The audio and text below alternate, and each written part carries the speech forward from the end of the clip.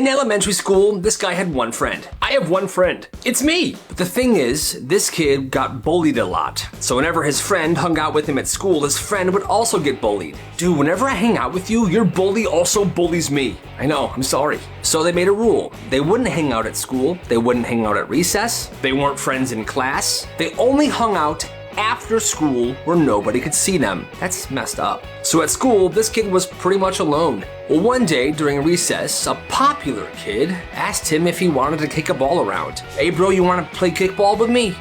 Sure. This was completely out of nowhere. He was shocked. This never happened to him. Well, they started actually having fun. That's when the popular kid said this. Dude, this is fun, man. You're not as bad as your friend says you are. What? Turns out that kid's friend was bullying him behind his back, starting bad rumors about how bad of a guy he was, being a complete two-faced jerk. He stopped talking to his friend altogether, even after school. And he actually became pretty good friends with the popular guy. Hey, what's up, Carl? Bro, leave us alone, man. We're having a conversation. Yeah, jerk. What a horrible friend. At this school, snacks were allowed, but certain snacks were banned, like hot Cheetos, Takis, and anything sour. And the school wasn't joking about this either. If you got caught with them, that was a detention immediately. Is this Sour Patch Kids? Yes. Detention. So them being this illegal made kids want them more. So one kid's sitting back looking at the situation. He's like, okay, so these snacks are basically illegal, but everybody wants them. And he commits. He goes to the store, and his bedroom becomes a storage. Boxes, drawers, bags, all full of these banned snacks. Every morning, he would grab a small handbag, nothing too crazy, and he would put a bunch of these snacks in there. He would then take it to school. And he's not selling openly. He's being very discreet about this. Between classes, quick handoffs, and it blows up. People are nervous buying them. Hey, bro, let me get some Takis and sour gummies. Got you. Everybody's paranoid. So he makes it very clear. Every time he does a sale, he says this. If you're caught with this, that's on you. If you snitch, that's a whole different issue. And standing by him every single time is his best friend. Big buff dude. He never talked much. If you snitch, he'll find you and he'll get you. Yeah. And nobody snitched. For a while, one kid did. And he wasn't caught with candy or in the act of buying it. He snitched because he was petty. He was jealous of this kid's business and he wanted to shut it down himself, so he did. And there was a huge investigation launched. And that kid who started this business was expelled. That's too much. When she was in second grade, her older sister got glasses, and instantly she wanted a pair of glasses as well. So she told her parents. I can't see the board at school. So they take her to the eye doctor. He does a test, and she's pretending like she can't see. 2 minutes in, he says, yeah, she's lying. She can see fine. But her parents still believed her, and they're like, no, you better give her some glasses. He writes a prescription, and just like that, a week later, her glasses are ready. At first, she loved them, even though she couldn't really see in them because, well, she lied during that test. But she loved the frames, she loved the attention she was getting, but she kept wearing them for years. And her eyes kept adjusting to the prescription, and the prescription kept getting stronger and stronger. We'll flash forward 10 years, and now every day, she wears a pair of the thickest glasses because she actually can barely see without them now. And she's pretty sure it's because back in second grade, she lied when taking the eye test, and she ruined her eyesight forever. Yeah, that kind of makes sense. He's a grown man, afraid of frogs. He can't go fishing. He won't walk near a pond. If a nature documentary shows a frog, nope. If he sees a cartoon frog on a commercial, hey, turn this off. If he's at a pet store, he will not walk down the aisle where the frogs are. I'm not going down there. Don't make me go down there. And nobody understands it. One night he's chilling with a friend and his friend finally asks him, hey bro, I always meant to ask you, what's your deal with frogs? He laughs it off at first, then he goes quiet. He says it started when he was 8 years old. It was summer. He was at the pond behind his grandma's house. Him and his cousin were messing around near the water. When his cousin scoops something up, whoa, it was a frog. He then throws it at him. Catch! Before he could react, that frog hits him right in the chest. Splat. And it's stuck there, clinging to his shirt. He slowly looks down and he sees the frog staring right up at him. To this day, he swears that the frog blinked once and said this, you would look better in a top hat. He freaked out. He shoved that frog off his shirt and he ran home. So yeah, that's what happened. That's so dumb. Obviously, his buddy didn't believe him, but he knows what he saw, and he knows what he heard. And to this day, he is still terrified of frogs. That's nuts. His name was Frog Boy, and he was the weird kid at this one school. Froggy, Puggy Wuggy. Every single day before class, he would be in the woods behind the school, catching frogs, lizards, and raising tadpoles in a Home Depot bucket. Grow, little tadpoles. Grow into frogs. And every day he would walk into class smelling like pond water. Yo, Frog Boy smells extra froggy today. But in class, he would have so much pent-up energy. He couldn't sit still, and every single teacher knew this. Kevin, why don't you go take a lap around the school, okay? Okay. They would often let him leave school and run around the building and come back to tire himself out. In different classes, other kids would be doing math, and they would look out the window to see Frog Boy running by. 2 + 2 is 6. He would also just do crazy stuff. Like one week, he super glued all the woodshop tools to the wall. It's a masterpiece. My tools! Another week, he went into the kitchen and spread flour everywhere. It looks like it snowed in here. My kitchen! And it was like that for a long time. Well, fast forward years later. One of his old classmates is at home scrolling through his phone when he stumbles on a viral motocross clip. Yo, that's sick. It's a clip of a guy on a dirt bike going off this huge ramp and doing a backflip. That's when the old classmate realizes, wait, that's freaking Frog Boy! Frog Boy was now a professional motocross rider, and he was very rich. I'm just happy he used his energy for something awesome like that. Hey, go Frog Boy. This kid had a fish allergy, and he always told his mom, "Mom, I can't eat fish, I'm allergic." And he's not like die allergic, but if he has fish, he'll get sick. Headaches, vomiting. But his mom refuses to believe him. No, you're not. Eat the fish. She would force him to eat the fish, saying that he's not allergic, and then when he does eat it and gets sick, she gets annoyed. Oh my god, you're dramatic. Clean up after yourself. Well, one night, the mom's hosting a big dinner party. This kid is 9 years old. Everybody's eating. His mom hands him a fish fillet in front of all the guests. Here you go, sweetie, eat this. Let me know how it is. Mom, I told you I can't eat fish. That's not true. That's not true, everybody. Eat the fish. That's when the kid realized, okay, I'm gonna eat the fish. He eats the fish. Everybody's watching. 10 minutes later, he walks back into the kitchen. Oh, did you like the fish? You want more, I bet, huh? No, Mom, I... Pukes all over the mom and the table. The guests are shocked. Oh my god! Clean up an aisle fish! Milk! Now you can see it in the mom's face. She wants to explode.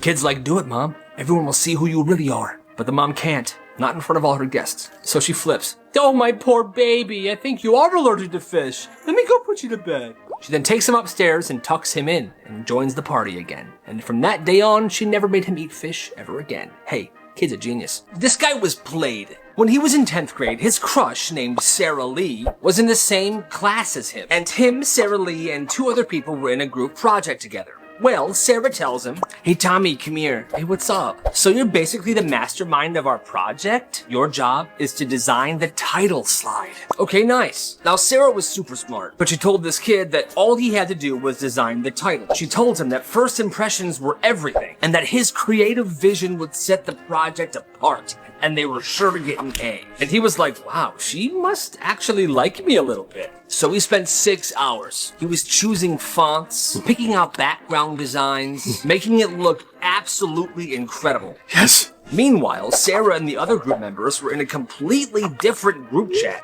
They were doing the project themselves. Now, to me, I would have loved to just have to do the title. Well, presentation day comes, and they are called up to the front of the classroom. All right, you guys, you may start your slideshow. And he was ready for the entire class to see the beautiful title slide he made. Well, it started, and the title slide went up on the projector. And it wasn't his title slide at all. It was just a white background with the name of the project in black font. Wait, I think that, no, it's fine. All right, everybody. And she presented. They got an A, but that wasn't the thing. This kid was trying to impress his crush, but she didn't care. And she admitted later that she was just trying to mess with him, which is not right. This is what happens when you get locked in the school bathroom. So he asks to go to the bathroom. He walks down the empty hallway, pushes the bathroom door open, and does his business. But when he's ready to leave... What the heck? The door won't budge. It's like somebody locked it from the outside. He's pushing, pulling, nothing. He checks his phone. Crap, there's no signal in here. Now at this point, he's already been gone 8 minutes. So I guess he does the only logical thing. He looks at the ceiling. He steps on the sink, he pushes open the ceiling tile, and he army crawls through the drop ceiling. Now he thinks he's going towards the hallway, he hopes so, and right when he thinks he's above the hallway, he lifts the tile open, but he falls right through. There you are. Right there was his teacher and the vice principal. What on earth are you doing? The bathroom door was locked, so you climbed through the ceiling? I mean, I couldn't just stay in there, right? Well, you could have knocked or yelled for help. Also, the bathroom's not locked. Here's what happened. When he got in the bathroom and did his business, he was about to leave. And he tried opening the door, but it wasn't the bathroom door, it was the supply closet door in the bathroom. They looked very similar. But he panicked, didn't look around to see if the actual door is right there, so he climbed through the ceiling. You know what? Just come to my office. You're getting detention. And he got a detention for property damage and making terrible decisions. Nothing is worse than being grounded in the last week of summer. Ryan's entire friend group had been together since kindergarten, but tomorrow, more than half of them were going to a different high school, so they were going to be split up. And this night was their last hurrah. It was the goodbye. But Ryan's mom didn't care about this. She cared that Ryan forgot to take the trash out on Wednesday. I don't care if it's an end of an era, Ryan. You showed lack of responsibility. You are not going to that bonfire. The bonfire was the event, across town at one of the buddies' houses. So that night, Ryan sat at his window, watching the group chat blow up with pictures of s'mores, the bonfire, smiling and laughing faces. It was the night his childhood was ending. He thought it was over, until he hears people talking outside of his house. He looks out and he sees Cam and his entire group of friends pulling lawn chairs out of Cam's dad's truck. All right, guys, grab them all. I got mine. Yeah, me too. They set up a portable grill in Ryan's driveway. They all sat around it, and they began roasting marshmallows. What are you guys doing? If you can't come to the fire, we're bringing the fire to you. So Ryan goes down there, and he joins them. Not long after, his mom comes out, and she's angry. But just as she's about to snap, a minivan pulls up, and one of the kid's parents comes out. They're not there to pick up the kid. They're there to join. Oh, hey, Carla. Steven said that you were having a bonfire in the driveway. We're here to join you. So, to not look like a horrible mother, she just said, yeah, grab a seat. I'll go get some drinks for us. And just like that, 10 kids, 6 parents, and a golden retriever all hanging out in her driveway. And she realized she wasn't just about to be a strict mom. She was about to be the person that ruined these kids' summer. The last one they'll get like this. The night ended, the kids said their goodbyes, they went their separate ways. And that just proves it. When the group is strong enough, not even the grounding of the century could stop the party. It's beautiful.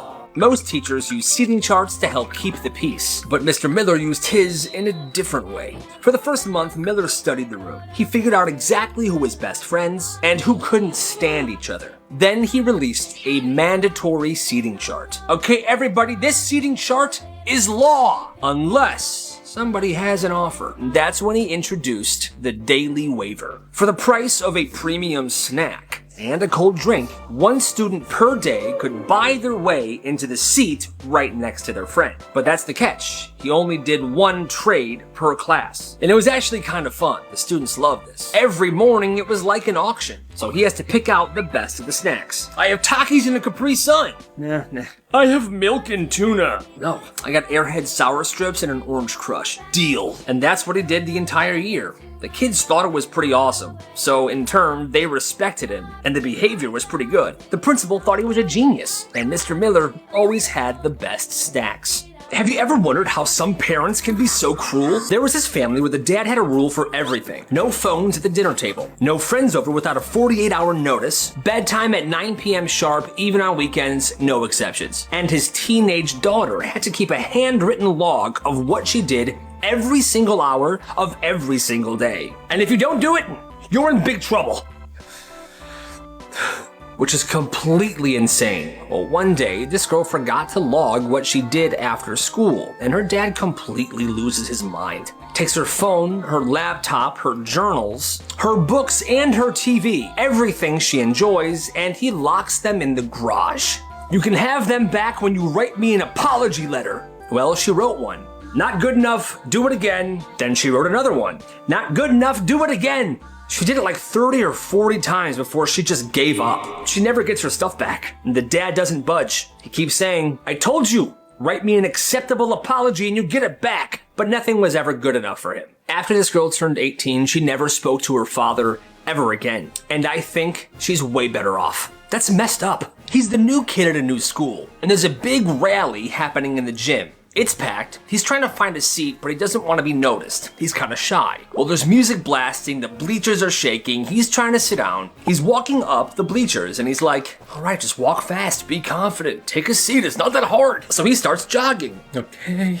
Well, that's when his foot catches something and he falls down. But as he falls, he grabs onto this one kid. Well, that kid grabs onto somebody else. And suddenly it's this full-blown domino effect. Bodies just tumbling down these bleachers. 25 to 30 kids, all just falling, bouncing, rolling down. And it was loud. The sound was unreal. People were screaming. The music stops. Once the falling was done, there's a pile of humans on the floor of the gym. And then the laughter erupts. One by one, people are getting out of the pile until him at the bottom is seen. He started this! And now everybody's laughing at him. For the rest of the year, that kid was known as Bleacher Boy. But it kind of worked out in his favor because people thought it was hilarious. Nobody made fun of him. They just remembered as the day this kid caused the funniest human avalanche ever. This kid's stepdad worked for Coca-Cola, and because of that, there was a rule in their house. No Pepsi products, ever. Not in the fridge, not at restaurants, and not at birthday parties. If they were out to dinner, yeah, I'll take a Coke with my chicken tenders. I'm sorry, we only have Pepsi products. Yeah, nope, pack it up. We are leaving. We're going somewhere else, kids. But my chicken tenders. I said we're going somewhere else. Even when they were hosting parties at their house, if any of their guests came with Pepsi products, pour it out or throw it away. Those are not allowed in this house. I understand some people have a preference between Pepsi and Coke, but this just went a little too far. That dad sounds insane. This kid didn't talk until he was 5, and when he finally did start talking, he barely said anything. His vocabulary was only like 20 words, and he only talked when he was spoken to,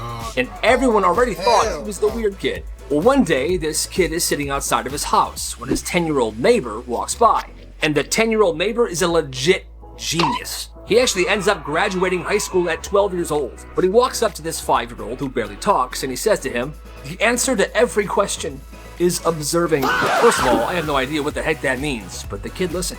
Oh. He takes it very seriously and very literally. From that day on, every single question he gets asked gets the same answer. Okay, you. What is 2 times 2? Observing. What do you want for dinner, son? Observing. Okay, and how are you feeling today? Observing. At this point, people are freaking out. People made meetings, there was counselors and therapists involved. For almost an entire year, the only thing that this kid would say is observing. Eventually, after a few years of therapy, he began talking like a normal person. But hey, that's kind of hilarious. So this kid gets yelled at for not turning in math homework. Teacher goes, you'll never make it in the real world like this. And the kid said, I'm not trying to make it in your world. Class laughs, the teacher's annoyed. Well, here's the thing. This kid's been working with his cousin on buying and fixing up old vending machines. They would then stock it and put it places. By senior year, he's got a handful of these vending machines. And he's pulling more money from these machines than most people make at full-time jobs. And it reminded me of this book I read, 5 Types of Wealth. It'll help you rethink how you're living your life and how you're spending your time. And what this book goes over will lead to success and happiness in multiple areas of your life. I promise. Every school had a dead zone, a room in the basement or a locked corner of the gym where chairs and desks go to die. Most people see a pile of trash, but to Mr. Henderson, it was a gold mine. The school budget for furniture was pretty much zero. If a chair leg snapped or the top of a desk cracked, it wasn't getting replaced. So for a decade, the chair graveyard grew. They see a mess, but I see a spare heart for the chair in room 203. Mr. Henderson didn't just guard the room. He was pretty much a furniture surgeon. He had a specific system. When one chair broke, he knew which piece to grab from the graveyard. He was swapping around parts like he was Frankenstein. See, this one can be saved, but this one's too far gone. Except that leg is looking pretty nice. I'll take this and I'll put it here. It's fixed. Well, the legend started when a group of 10th graders tried to steal a few chairs. So they go into this graveyard. Quick, grab one. So they tried to grab a few chairs, but this is when it happened. They pulled out one chair and the entire mountain collapsed right onto them. And Mr. Henderson was in the corner of the room watching. Well, boys. Trying to steal my stash? He obviously helped them up and gave them a few band-aids for their scrapes. And the punishment for breaking into the room and trying to steal the chairs, they had to reorganize it and stack everything back up perfectly. You gotta love Mr. Henderson. Every day this kid would come home with bruises and cuts, and his mom would always ask, "Oh my God, sweetie, what happened to you?" "Oh, just football, Mom. It's rough." But here's the truth. It wasn't from football. After school, there was this fight club that was in somebody's garage who lived near the school. It wasn't just like one or two kids. It was like 30 of them. They would gather at this guy's garage, they would circle up, and they would throw down. And here's the thing, the guy that hosted this, his parents worked late, so they were never home after school. All right, gather in. Round one. Martouche and Kenny. You ready? Let's rock, Salmon Man. And they weren't going easy on each other either. It was insane. There was split lips, busted teeth, and what's the rule of Fight Club? You know it. Nobody talked about it outside of this circle. So every night this kid would walk back in his house, beat up, bloody, and he would say the same thing. "Football practice, Mom. It was rough, but it was never football." That's insane. This is nuts. So one day this kid slapped another student with a ruler. "Hey, Billy." Everybody laughs. Even he did. Nobody gets in trouble. Well, for some reason, witnessing this kid slap another kid with a ruler ignited something in them. Because the next day, tons of kids came to school with their own rulers. Of all different kinds. Wood ones, metal ones, plastic ones. And just like that, the hallways turn into medieval combat zones. My turn! Mr. Kevin, no! Milk. School staff started confiscating rulers from everybody, but there was so many kids with rulers, it was very hard to do so. And just like that, another ban. The school banned rulers. If anybody was caught with a ruler, it was taken and they would get a detention. If they were caught 3 times with a ruler, they would get suspended. Now you might be asking, hey, Elliot, what about the classes where rulers are required, like geometry or something? Well, those teachers would pass the rulers out at the beginning of class and collect them at the end. But still, these kids must have been obsessed with rulers, because that sounds crazy. At this one house, Wi-Fi didn't belong to the kids. It belonged to her. Every single night at 9 p.m., this kid's mom would walk over to the router, unplug it, and announce, "The internet is closed. See you tomorrow." Didn't matter if you needed the internet for something. She would always unplug it at 9 p.m. Well, one night, this kid is sitting at his kitchen table. He's finishing a huge essay that's due at midnight. The clock says 8:59 p.m. He's typing. He doesn't really notice the time, but he's cooking. He's writing this freaking essay. He's ready to get an A on this thing. 1 minute passes. Boom, it's 9 p.m. What happened? "I'm sorry. You had all day to prepare for this. Too bad. This is a huge essay. I'm almost done. I need like just 10 more minutes, please." "I said you should have planned better, son. Too bad."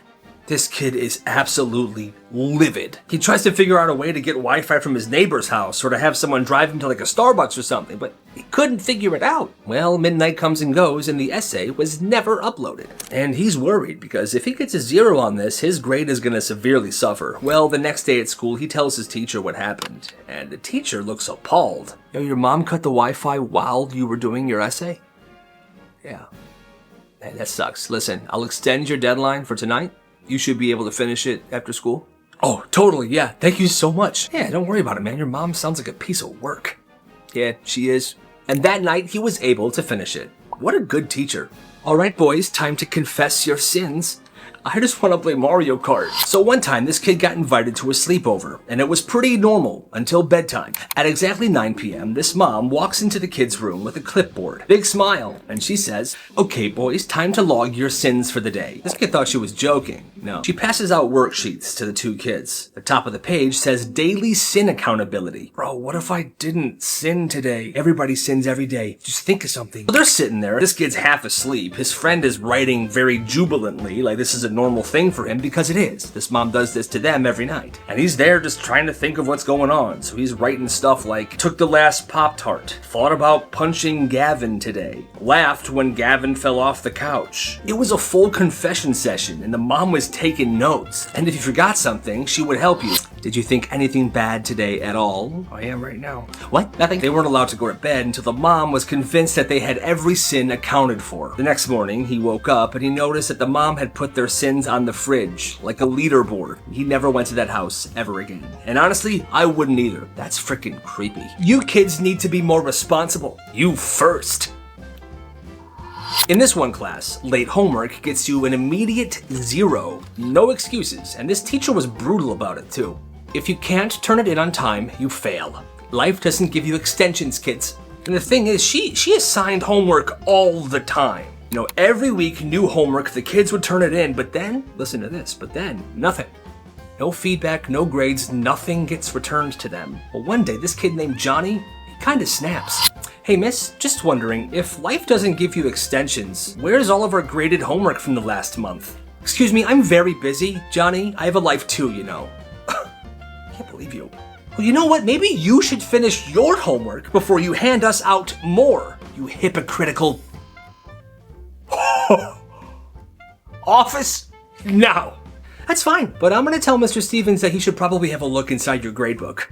Okay, bye. Funny enough, by the next morning, the student portal of that class had been completely updated. She had graded everything. And during class the next day, she changed the late work policy. Attendance office. Yeah, I'm calling about the high school for sale. Excuse me? So this kid lists the entire high school on Craigslist. Yep, puts it up there just like a house. Multiple acres, Olympic-sized track, full gym, swimming pool, great natural light. And for the contact number, he puts down the attendance office. On purpose, because everyone hated the receptionist. So for the next 3 days, she's just picking up like, attendance office. Yeah, I saw the listing for the property. Is it still available? What listing? The high school for sale with a pool? Call after call, people asking for showings. One guy said, yeah, I'm thinking about turning the gym into my own personal dojo. And hey, maybe you could even stop by once it's ready. What do you say, huh? You, me, champagne? Huh? Oh my God. It got so bad the school had to change the number of the attendance office permanently because these calls kept coming in. And the kid, he never confessed. To that school, he remained anonymous. And there were some copycat Craigslist ads after that, so the calls never really stopped for a while. It eventually fizzled out, but every time that phone rang, the receptionist's heart would sink. That's actually hilarious. I'm not here to teach. I'm here to keep order. Shut your mouth. There's this substitute, middle school, real power tripping type of guy. Clipboard in one hand, whistle around his neck, looking like he's coaching for the NBA. He walks into class, first thing he says, listen up, I'm not here to be your friend, I'm here to keep order. The whole class side-eyes each other, like, who does this guy think he is? 15 minutes in, he's handing out detentions like he's Oprah. You, detention for talking. You, detention for looking out the window, no daydreaming in this class. You, why are you breathing so funny? You making fun of me? Detention. Kid in the back, let's call him Devin, finally speaks up. Sir, you're here for 45 minutes. Chill. You better watch your tone, young man. Devin leans back in his chair, smiles, and says, bro, you're a spirit Halloween manager with a clipboard. Relax. Ooh, yo. The sub's just standing there frozen, clipboard shaking in his hand. Principal hears the chaos and he walks in. Sees the sub standing there red-faced. The sub then starts tearing up and runs out of the classroom. The principal had to finish the class. Okay, what'd you guys say to him? Wasn't even that bad, dude. Bro's just sensitive. Alright, fine. Just open your books. Let's finish the class. The sub never came back to that school. Absolute KO. Oh my gosh, we made our first $2. No, we actually made $1. We gotta pay the security guard. Here. In some neighborhoods, kids run lemonade stands. You know, cute little summer businesses, 50 cents a cup, smiles all around. Not on this block, though. On this block, you needed protection. Every Saturday in this one neighborhood cul-de-sac area, these kids would all set up their lemonade stands. Some were different. Some had like strawberry lemonade, others had regular lemonade, some was selling like fruit punch. You know, it was a nice little thing that the neighborhood kids were doing. Anyway, they'd be all set up and they're good to go. But then here comes this 8th grader. Bike gloves on, backpack over one shoulder. He pulls up to the first stand. Nice stand he got here. Good traffic spot, nice weather today. Would be a shame if someone knocked it over. The little girl selling lemonade just blinks. She's almost gonna cry. But then her friend says, just give him one of our dollars. Hey, it's just a protection fee, okay? Covers you for the whole day. Accidents happen, you know. Have a good one. And he goes to the next one. You guys paying for protection today? You know, kids are scrambling. They're digging in their shoebox of change. Hands over $1. He nods. Pleasure doing business with you. And just like that, he's off to the next lemonade stand. Kid made $12 in fees that Saturday alone. Now, this guy wouldn't just take the money and leave. And although he came off kind of tough and mean, he actually would stay there all day and watch over these lemonade stands. So I guess they actually were paying for protection. Now, it was a pretty nice neighborhood, so nothing ever actually happened. But, hey, you gotta respect the hustle, I guess. Yo, I think the cap fell off the milk. Oh, we always keep it like that. It's so the milk can breathe. I'm not drinking that. It was this dude's first time visiting his friend's house, and everything seemed normal for like 5 seconds, He walks into the kitchen and he notices that there are no lids on anything. No cap on the milk, no lid on the orange juice. Peanut butter jar open, the soap bottle open. Hey, you guys forgot to put the lids back on, everything. Nah, bro, my mom says lids trap bad energy. Everything's gotta breathe. Even the milk. Especially the milk. He watches in horror as his friend pours himself a glass of milk from the open jug. He sits down for dinner, and he notices this kid's mom is bringing over a jar of spaghetti that's been sitting out on the stove all day without a lid. And earlier in the day, he saw flies around it. She notices this kid's uncomfort. Oh, don't worry, sweetie. This is all still good. It just had to breathe all day. At one point, he looks over to the kitchen counter and he sees the dog licking the butter that's sitting on the open butter tray. What? And nobody's saying a word about it.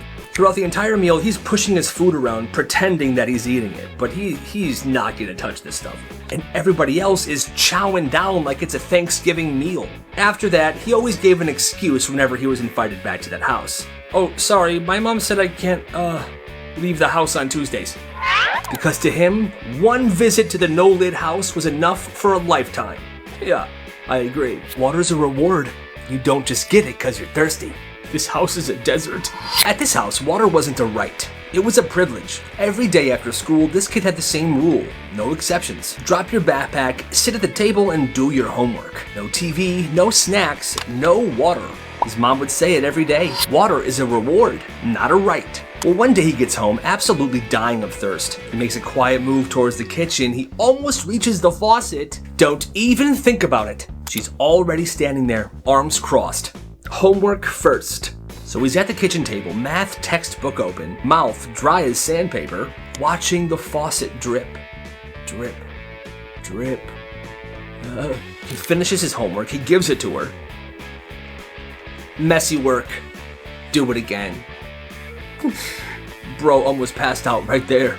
When he finally earned a glass of water, she handed it to him like a prize at a carnival. Here's your water. You did really good. The next day at school, he took extra water fountain breaks because he never knew how his mom would act when he got home from school. So one of my subscribers sent the story in, and it's genius how simple it is. This kid started a snack business at his school. He posted the menu in his class group chat. People would place orders in advance, and he had a drop spot and everything. First day, chaos. Everyone showed up, they cleared them out, business was booming. But here's the thing, at his school, snacks weren't allowed, like at all. So when students started eating in their classes, the teachers kind of snapped. Where's all this food coming from? And well, one kid panicked and said, so there's this guy. Bingo snitched, the whole thing traced back to him. Kids who were eating snacks in class were getting detentions, and he was shut down completely. Before it got shut down, he made $30 profit on day one. $30 profit on the first day. That's insane. And he tells me he's not done. He said he's gonna take the risk and relaunch. And see, this is the type of mindset that we need. Because the reality of it, schools teach us to be good workers, to stay quietly at a job for the rest of our lives, and do what the man says. But we don't gotta do that. This kid has entrepreneurship. He's got hustle, baby. He's a subscriber with a vision, and you know what I always say, you gotta respect the hustle. Where'd he get all this stuff? I don't know, but it's beautiful.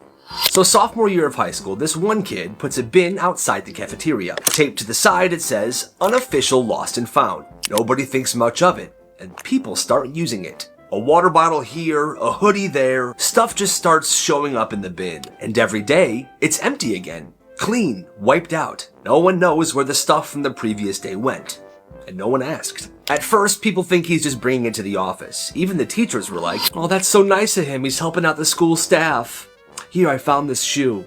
But he never actually confirms what he's doing with the stuff. He even moves the bin around. Some days he's outside the library with it. Other days he's by the gym. Sometimes he's spotted walking the hallway alone. picking stuff up like he's actively looking for lost items. And this goes on for 2 years. So, senior year, the last day of school. It's pretty relaxed. People were just wandering the schools. Easy day, it's the last day. Well, there's a paper sign taped to the gym doors. The sign said, "The Hall of the Misplaced." People walk in, they're curious. What is this place? Oh my God. This kid turned the gym into a full-blown museum. Tables, spotlights, handwritten labels, all of the missing stuff displayed. He made sections. The wall of gloves, the Charger graveyard. The fact that this dude's been pulling this off for 2 years is insane. At 3:45 that day, he packed up everything and left with the stuff. He didn't even give it back to the people that wanted it back. After he walked out, he was gone.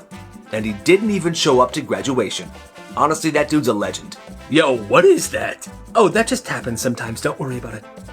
Okay. This kid's standing in the lunch line. Bored, hungry, then he sees it. Something's moving by the nachos. It's tiny, it's hard to see, but something is definitely moving by the nachos. He squints and looks a little closer. Tiny legs, tiny wings, bugs everywhere. But it's just right at the cracks. Like he noticed it, but other people might not have. He pulls out his phone and zooms in. Oh, it's worse than he thought. The next station, the pizza station, same thing. He's zooming in the cracks and there's just bugs crawling around everywhere. He shows the lunch lady. Ma'am, we got a situation here. Well, that's just the way it is sometimes. Excuse me? He's like, I bet. And he goes to the principal's office. Shows the principal. He looks at the pictures, and the principal's acting kind of suspicious now as well. Well, thanks for letting me know. You can delete those pictures now. We're gonna take care of this. Kid's like, you sure, man? Yeah, it's handled. Appreciate it. Go back to class. Delete them. We're good. Kid nods and he walks out, but he did not delete those pictures at all. That night, he posts the pictures online and he tags the school and the health department. By 7 a.m. the next morning, parents are blowing up the school's phones, emails flying, screenshots posted everywhere. It's a mess. At lunch, the cafeteria is like chained off. The health inspector's there. Full-blown investigation. Shortly after that, the principal gets on the loudspeaker. Effective immediately, lunch service is suspended until further notice. And once the health inspector got an even closer look, school had to be shut down for 4 days. Kid's a legend. To this day, they still call that the Great Cafeteria Shutdown. Good morning, this is Channel 3 School News with your top story. At approximately 9:08 a.m. yesterday, a 6th grade student constructed a fully functional toll booth in the main hallway, using nothing but masking tape, a clipboard, and what seemed to be a strong sense of purpose. Eyewitnesses state the student was wearing sunglasses and would stand there with his hand out, calmly stating, "That's $1 to pass, exact change only." Over the next 12 minutes, multiple students complied. One teacher walked through without paying, and she was booed. It's just, what makes you so special? We're all paying the toll, so should you. So we booed her. By 9:20 a.m., this student had collected $28 in singles and exact change. He offered receipts, he stamped hands. He told students premium passes were coming soon. When asked why he was doing this, this was his reply. It's a good idea, right? I just came up with it. I thought there's no way I'm gonna get away with this. But I did. As the morning went on, the hallway bottlenecked. The late bell rang. Chaos was beginning to ensue. By 9:26 a.m., administration intervened. The toll booth was dismantled. The tape was peeled and the clipboard was seized. When asked if he had any other things planned in the near future, he responded, "Oh, just you wait." And back to you. Oh, the water fountain smells like a dead animal. Let me see. One time at this one middle school, the janitor was deep cleaning the cafeteria, and I guess he found a dead goldfish, like a full-on carnival prize goldfish floating in the mop bucket. Nobody knows how it got there, and for some reason, I'm not making this up, he shoves the goldfish down the drain of the water fountain. Like, just shoves it, jams it in there, and he just leaves it. And the next day, the water fountain starts spraying water that smells, fishy. Smells horrible. Kids are gagging in the hallways, teachers are covering their mouths walking to class. Yo, what is that smell?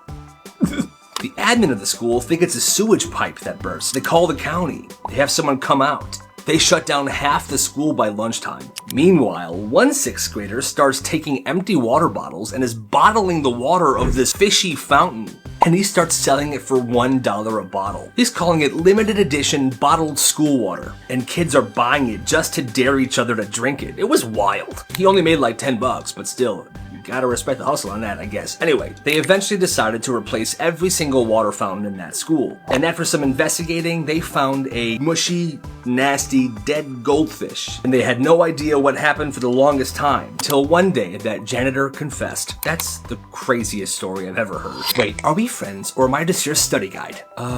What?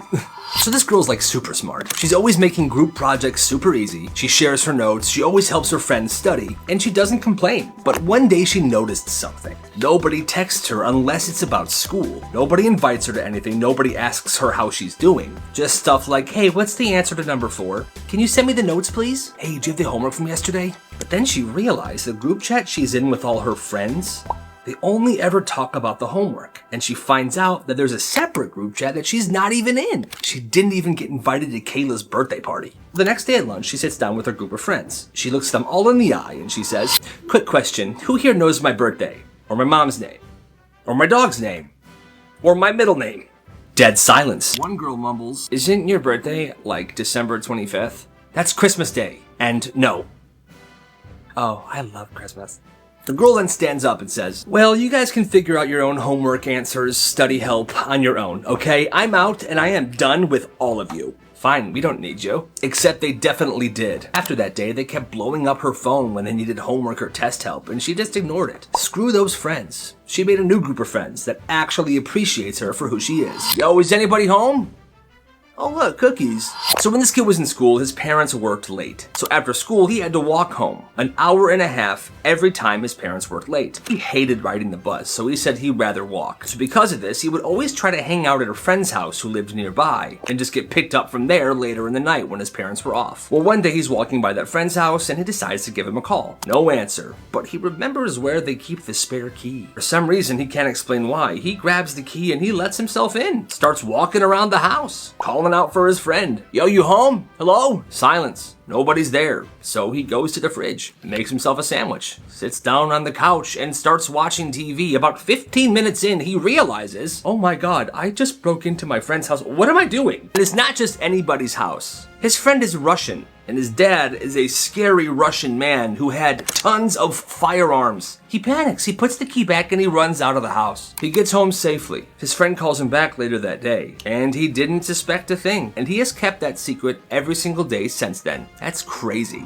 Can I go to the bathroom? You know the rules. This teacher had the worst bathroom policy ever. You weren't allowed to just ask. If you had to go, you had to stand up, walk to the front of the room, and explain why you deserved to go to the bathroom. Those were her words, deserved. She said it was about building confidence and reclaiming classroom trust. Mostly, she just didn't believe students were telling the truth. I've seen too many kids abuse the bathroom. If you really have to go, prove it. And so one day, this kid raises his hand. Usually, he avoids asking this teacher to use the bathroom because he just doesn't want to deal with all this. And during this class, he held it in as long as he could, but he really had to frickin' go. So he asks, miss, can I go to the bathroom, please? You're gonna have to convince me.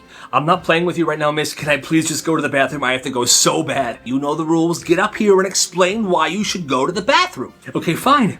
Can I do a visual demonstration? Whatever it takes. And yeah, by visual demonstration, that's exactly what he meant. This is your fault.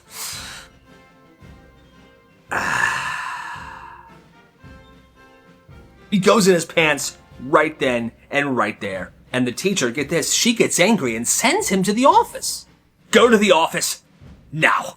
He goes to the office and explains to the principal what had happened. And the principal did not take this lightly. Instead of seeing a kid disobeying a teacher's rule, he sees a teacher refusing to let students use the bathroom when they have to. After that day, in that class, if you had to use the bathroom, you were just allowed to go.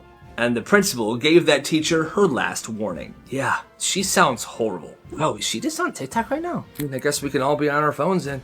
No phones in class. What? So this teacher at this one school was just done. She was tenured, bitter, and she didn't even fake it anymore. She walked in late almost every single day, never brought in her laptop, and gave students independent reading like 5 days a week. But this time, she just kind of took it a little too far. She walked in 10 minutes late, holding Starbucks, sat down at her desk and said, I'm not really in the mood today, class, so just pretend I gave you something to do. Then she pulled out her phone and didn't even put headphones on. She just started scrolling on TikTok full volume while sipping her coffee. The whole class looked around like, wait, what are we supposed to do? But naturally, a few people pulled out their phones as well. You know, I guess it's totally fine to be on our phone today, they thought. Absolutely not. No phones allowed. I don't want to hear a sound from you guys. Silent. Do something, but be silent. They're like, you're literally watching TikToks in front of us. What the heck's your problem? That's when one kid pulled his phone back out. Not to scroll, but to record a video. If I post myself and get, I don't care how cheap something is. Just a quick video, her at her desk watching TikTok full volume, sipping her coffee, and the rest of the class sitting in silence. He posted it that night. Next day, 40,000 views. Somebody sent that video to the principal. The next day, the principal pulled him aside and asked him to take the video down. But instead of getting mad, he said this: "Thank you for sharing that. We're gonna use it." They're gonna use it, he says. By 6th period, the superintendent showed up at the school. He walked straight into that classroom. The principal was behind him. They asked that teacher to step out in the hallway. She never came back in. The next day, they had a sub. Good.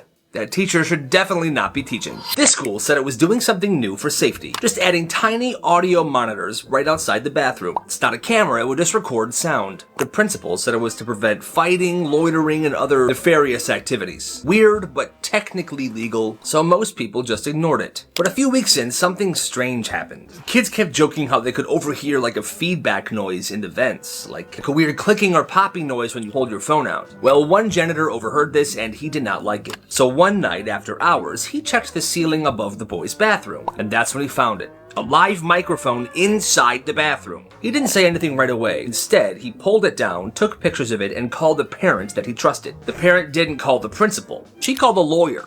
And then the news. By the end of the week, it was everywhere. Turns out the principal had installed 6 audio devices in bathrooms across the school. No signs, no disclosure, no permission. By Thursday morning, a school district representative entered the school, walked into the principal's office, and 15 minutes later, the principal left the school holding a box. He was fired. And the janitor, he got like 30 gift cards from thankful students and parents. That janitor definitely did the right thing. This teacher was mean for no reason. She snatched phones, she gave out detentions like it was candy, and she always blamed the wrong people. So this one kid noticed something. Him and the teacher had the same exact water bottle. Same color, same brand, same size. So one night, he filled his water bottle with pickle juice and spicy pickles. He screwed the lid on tight, and he labeled the lid, "Do not touch, pickle juice inside." The next day, he walked into that teacher's class early and casually left the water bottle on her desk. Didn't say a word, just sat down and he waited. Halfway through the lesson, she picked it up without even looking, took a big sip, and instantly froze.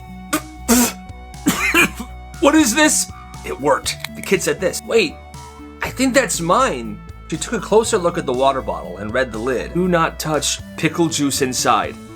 Why was this on my desk? I guess I forgot where I left it. I'm sorry. Principal's office now.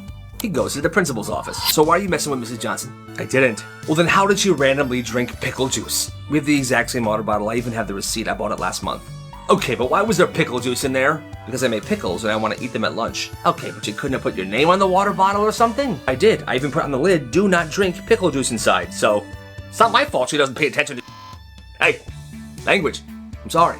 Am I in trouble? I mean, technically, no, you're not, so get out of here. And that's basically how it went. He didn't get in trouble because technically he didn't do anything wrong. Honestly, that's a legendary prank. Yo, Jacob got lunch detention. Lucky. They called it lunch detention. It sounded terrifying. No talking, no food, no freedom, just an empty room and shame. But then this one kid gets sent there, and he comes back looking way too happy. Everyone's like, "Yo, are you good?" Bro, that was actually fire.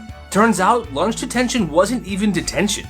There were snacks, there was music, there was a frickin' couch. So the teacher that was running it was super chill. People would be playing Uno in the corner. Nobody wanted to leave. So here's what happened. A while back, the principal asked this one teacher to run lunch detention. He did. Nobody ever questioned it, and the principal never checked in. He never stopped by. And like I said, that teacher, super chill. He just made it his own thing, this chill spot for students to hang out during lunch. So while the rest of the school thought it was punishment, kids were in there vibing, like it was some exclusive lunch lounge. And it lasted months before people started getting suspicious. They shut it down eventually, but to this day, it's still kind of a legend. They called it lunch detention, but it was basically club detention, right? Let's be honest, none of you are going anywhere in life. What? Yo, that's messed up. So on this day, this teacher was already at her limit. Kids were talking in class, someone was playing Subway Surfers at full volume, and she snaps. She turns to the class and she says this: "You know what, guys? It's clear that you do not want to learn, and let's be real, none of you are going anywhere in life anyway." The whole room freezes. People were shocked. Did she really just say that? Well, one kid stood up, and without hesitation, he says this: "Clearly, you didn't go anywhere in life either." At this point, the class is losing it. She hits him with this: "Sir, excuse me, you have no room to speak. You are literally failing my class." And that's when he ends her with this: "Yeah, and you've been teaching this class for 19 years. You eat yogurt for lunch, still drive a 2006 Toyota Corolla, and you cry in the parking lot before second period. So I'm sorry, who's really failing here?" A kid flips a chair. Oh my God. The bell rang. These students are going absolutely insane. She stands there frozen. She has no idea what the heck to do. And then as he's about to leave the classroom, he looks at her and says this: "Hey, from now on, shut your mouth and let me fail in peace. See you tomorrow." And he left the room. That's absolutely crazy. She really did that? Yup.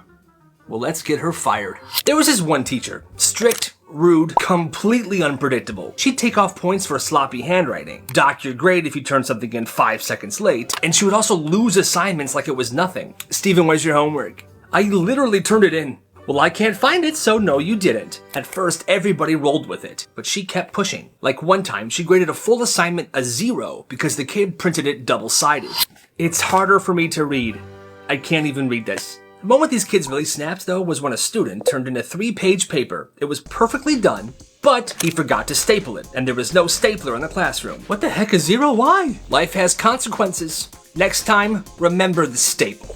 And that's the point when the class was like, nah.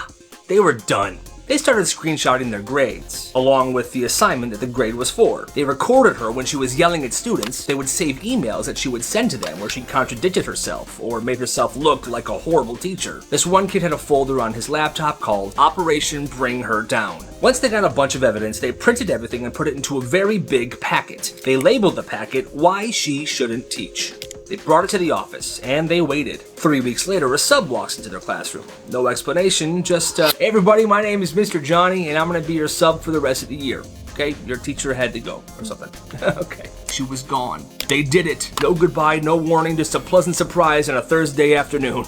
Hey, I mean, if she was a horrible teacher, good riddance, right? They're better off. Is that Miss Carter's voice? Oh my God, her mic is still on. One time, this teacher left the room to take a quick phone call, but she forgot that her microphone was on, and the entire class heard everything. So this teacher had one of those little mics that would clip to your shirt and connect to some speakers in the classroom because her voice was naturally very quiet. She gets a phone call, so she steps out into the hallway. She shuts the door behind her, and then suddenly, "No, because I'm not doing this again, Brian." It blasts through the classroom like an announcement. Everyone just goes dead silent. "You said you were gonna handle the wedding invites, and now I'm the bad guy?" She was pacing the hallway, full on arguing with this Brian guy, but the room could hear every single word through the speakers. "I don't care if your mom doesn't like it, she's not the one getting married, Brian." Someone in the back whispered, "Brian is so done for, man." The teacher then walks back in, and the class is just sitting there silently staring at the speakers. Did you guys hear all that?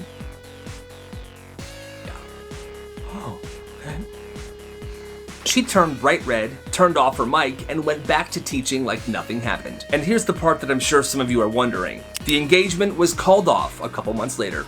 Dude, don't shoot it from there. If it sticks, I'm a legend. It started with one kid. He was bored during history class, and he sat in the last row of the room. So because he was bored, he pulled a rubber band from his backpack, and he shot it at the wall behind him.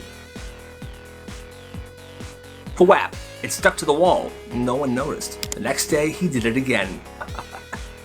Nice! Thwap! 2 rubber bands stuck to the wall, and then it became this thing. It was like an unspoken challenge for the kids that sat in the back of the room. The challenge would be to see if your rubber band can stick to the wall. And kids did whatever it took. They dipped these rubber bands in spit, juice, soda, anything that made them tacky enough to hold. It was disgusting, but it worked. And over time, the wall started to change. There were layers. Bands stuck on top of other bands. It looked like some weird, stretchy art project. And the teacher, he never turned around. He was one of those teachers that stood in the front of the class the whole time and he lectured from the board. He never noticed a thing. But then one day, they got a sub, and the sub noticed immediately. She walks in, she sees the wall, and she freezes. And all the students are waiting her to be grossed out or to snitch to the principal or something. But instead, she walks over, pulls out a pen, and leaves a note on the wall. When she walked away, the kids checked the note. All the note said was respect. That's awesome.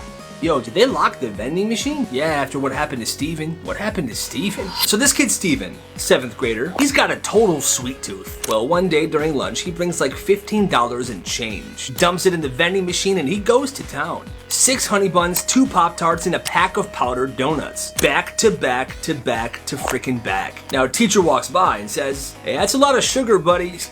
It's my money and it's my stomach. 2 periods later, Steven is in PE and he's running laps when suddenly he stops dead in his tracks. Hands on knees, face pale, and then he pukes everywhere. Like a full cinnamon glaze explosion all over the gym floor. Janitor shows up unfazed. Because, of course, janitors are frickin' awesome. Well, after that, the principal has a full-on panic attack. The school blames the vending machines. The next morning, padlocks are on both machines, all the snacks have been taken out, and there's a sign there. Until further notice, snacks are suspended. Now kids are furious with Steven, like he's a frickin' honey bun villain. Every time Steven walks down the hallway. "Thanks a lot, Steven. Really could've used a Pop-Tart today, man. Screw you."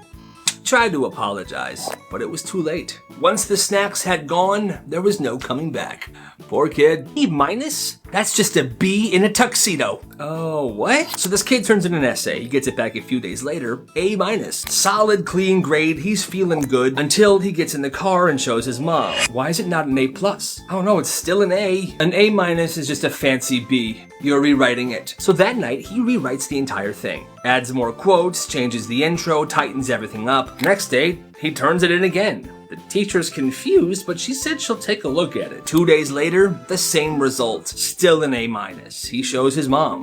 "You are doing it again. You're joking, right? Not until you get 100. Fix your tone, fix your grammar, and fix your mindset." He rewrites it again, turns it in. This is the 3rd version. And the teacher pulls him aside. "Hey, why do you keep resubmitting this? Your paper was excellent." "I know. I'm just trying to survive, ma'am." She gives him the exact same grade, A minus again. He turns it into his mom. She just sighs and says, "I give up. You must have done something wrong."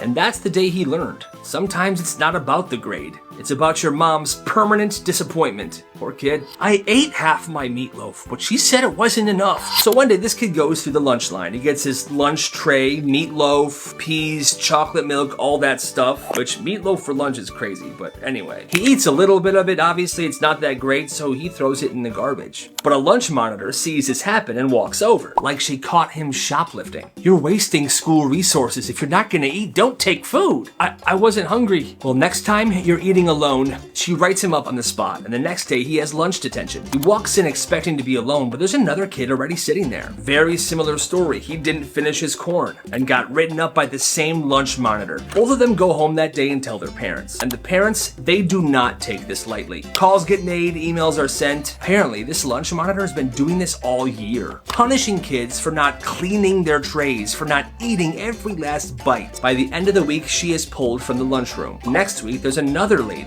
taking her spot. New lunch monitor and a totally better vibe. From then on, if you weren't hungry, you could just throw your food out. What a concept. That lady's insane. Wait, forks cost money now? Yeah, and Isaiah's making a fortune off of it. So here's what happened. At this one school, it was a pretty small school. In their lunchroom, they used real forks. Well, these forks started to go missing. Like every day, kids are accidentally tossing them out, leaving them on the ground, or straight up taking them home. Finally, the lunch lady snaps. "That's it, new rule. Forks cost 50 cents. If you want one, you pay, and you better return it." Basically, it's a rental fee for your fork. Well, this kid named Isaiah, he sees an opportunity. The next day, he pulls up to lunch with a backpack full of Costco plastic forks. 1 fork, 25 cents. 2 for 40 cents. Tell your friends. It spreads fast. He's got bundles, different colors, custom sizes, some with graphics on them that he calls limited edition. "Yo, let me get 2 SpongeBob forks for my ravioli." Say less. The cafeteria staff notices this, and the principal steps in. Are you running an unauthorized utensil ring in my cafeteria? Well, sir, I'm just providing students with a better utensil option. Making pretty good money, too. He gets written up, they confiscate his inventory, and by Friday, the cafeteria stops charging for forks. But that never actually fixed the problem, because kids were still taking these forks home or accidentally throwing them away. Hey,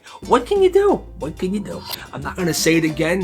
One more sound out of you, Jason, and you're out of here. So one day in class, two kids are in the back of the classroom and they're whispering to each other. I told my cat that she's so funny when she does that. Dude, I have so much milk left over from last night.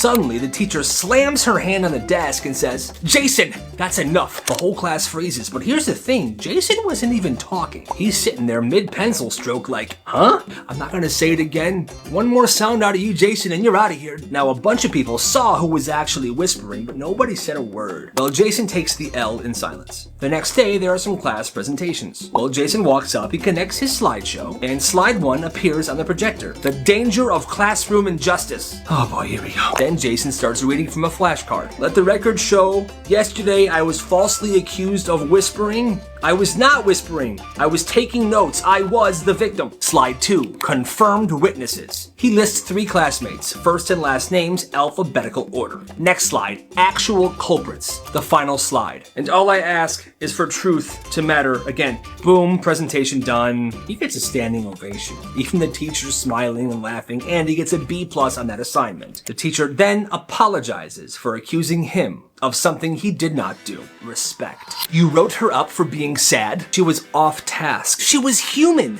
You should try it sometime. So this girl's having a rough week. Family stuff, friend drama, just life. She sits down in 3rd period, math class. Doesn't say a word, just starts doing her warm-up problems, but tears are falling from her eyes. Quiet, soft. The teacher then walks over to her. Hi, do you need to go to the nurse? Or are you gonna disrupt my class all period? The girl doesn't respond. She just wipes her face and keeps writing. All right, disruption it is. She writes her up, a full-blown referral. Disruption to learning environment. Ignoring teacher. She then sent her out into the hallway. Not the counselor, not the nurse, to the hallway, and told her to stay there. Later, she shows her mom the slip. Oh my God, sweetie, this is not okay. They punished you for having feelings? The next morning, the mom shows up to the front office. She then walks to the classroom. Class has already started. The teacher looks up. Oh, so crying is disruptive now?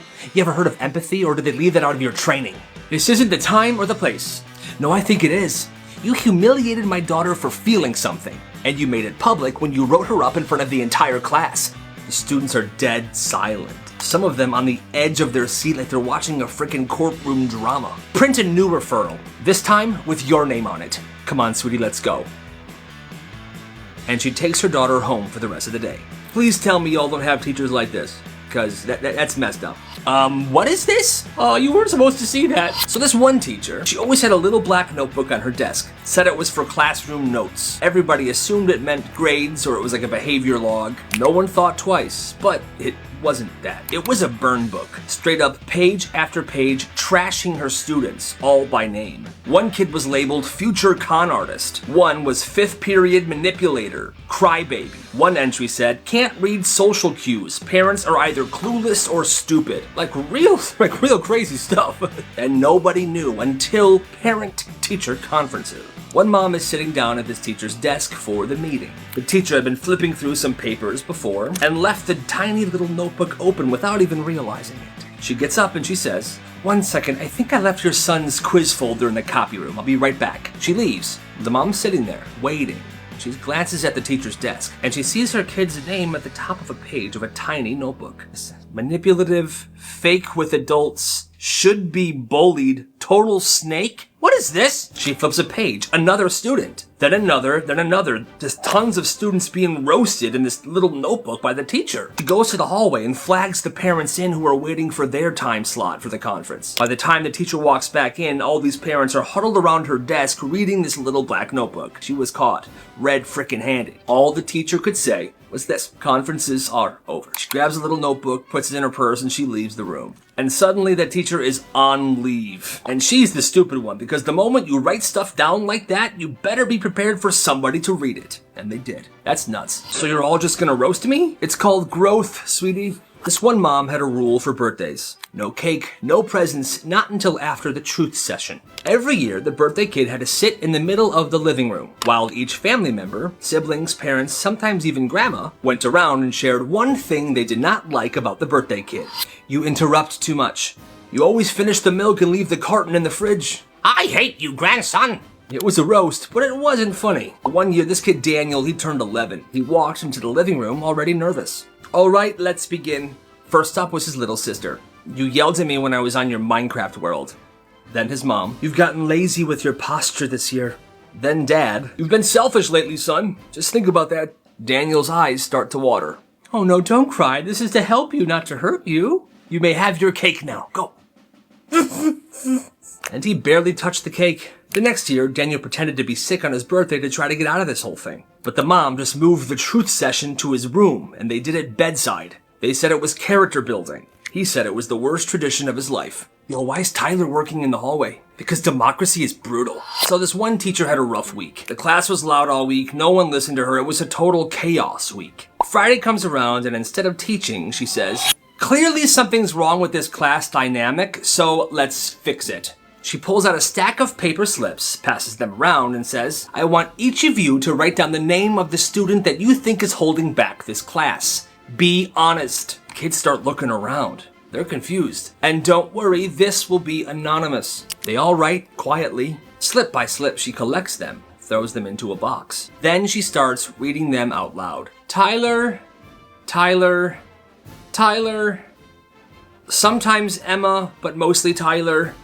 Tyler again. By the 10th one, Tyler's head is just on his desk. He can't believe this. Well, Tyler, it looks like your classmates think you're the issue. You have anything to say to that? He doesn't. Okay, so Monday you'll be sitting in the hallway during class, doing solo work until further notice, and the rest of the class just stared at him because Tyler had been quite literally democratically voted out of the class. That is actually insane.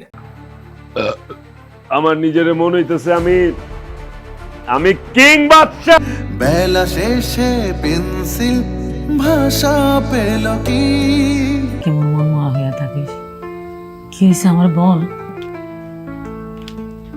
ঠিক তোমার বাচ্চা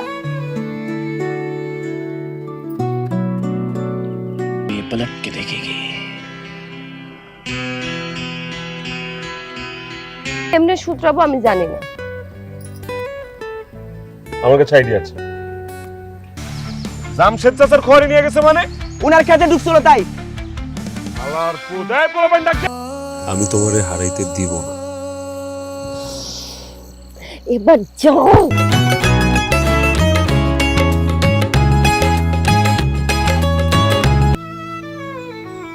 বাচ্চা আজকে তোমার কি হয়েছে বলো তো আবার চুরি করছে আজকে একদিন কি তার একদিন আমি তার একটা টাকা খাইলাম আমার জমানো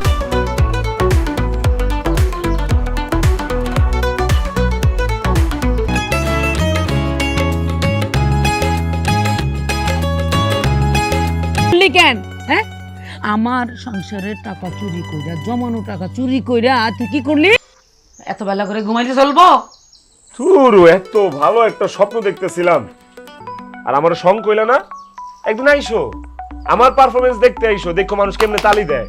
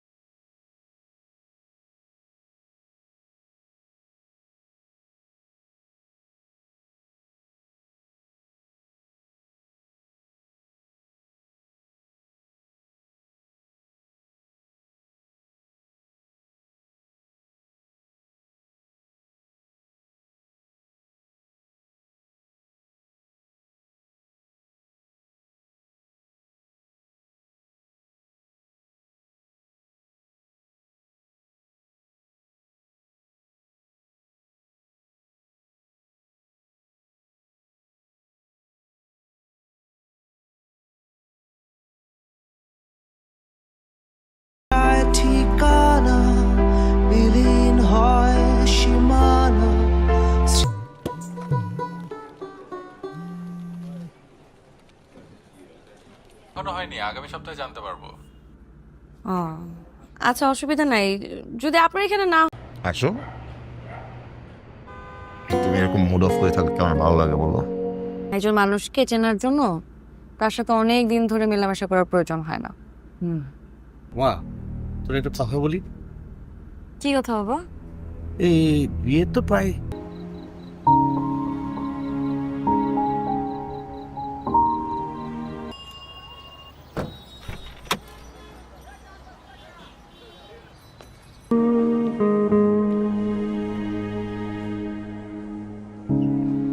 করতাম, সেটা অন্য বিষয়, কিন্তু এখন তো সিরিয়াস হওয়া উচিত, তাই না?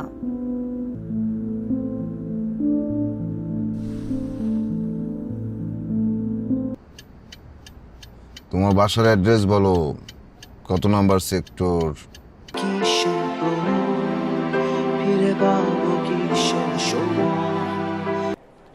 শুভ সাহেব, আমি বলছি, দেখেন নাও, যদি তোমার ইচ্ছে করে তুমি চাকরি করবা।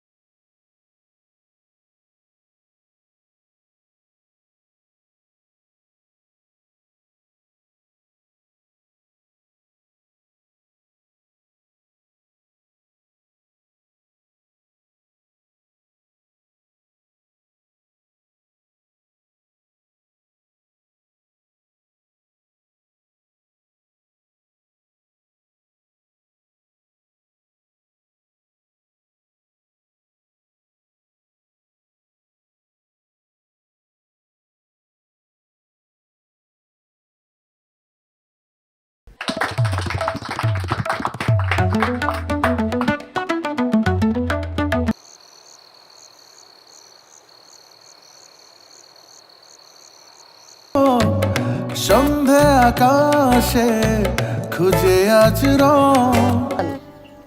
না মানে এই হ্যাঁ ইয়ে ওই যে সিনেমা, শাহরুখ খানের সিনেমা দেখতে দেখতে বড় হয়েছি না। ভয় পাচ্ছেন কেন? সামনে আসেন, আরে আরো কাছে আসেন। আসে খুঁজে আজ জানালায় জোড়া চোখ।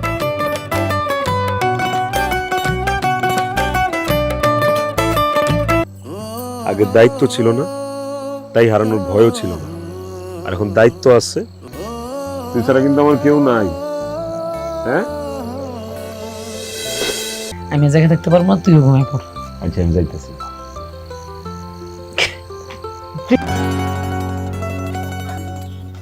কি সমস্যা? বাচ্চা, আজকে তোমার কি হয়েছে বলো তো? যখন আমি খোলা চুলে দেখি এই দিলে तुम नहीं समझोगी प्रिया।